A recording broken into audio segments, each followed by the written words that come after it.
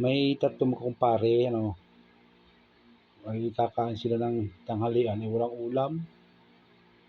Sabi, wala tayong ulam, ano kaya ating ulamin?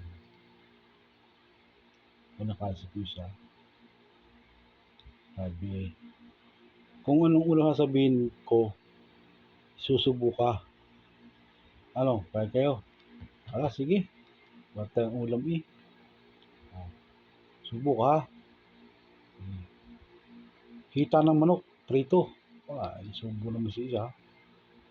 Kain-kain, sarap ng hita ng manok Ako naman. Sige, ikaw naman. Sige. Tinulang manok. Pasabaw. Pasabaw at tinulang manok. Sarap, kain-kain. Kain-kain agad sila. Kakailang subo na. Ako naman niya.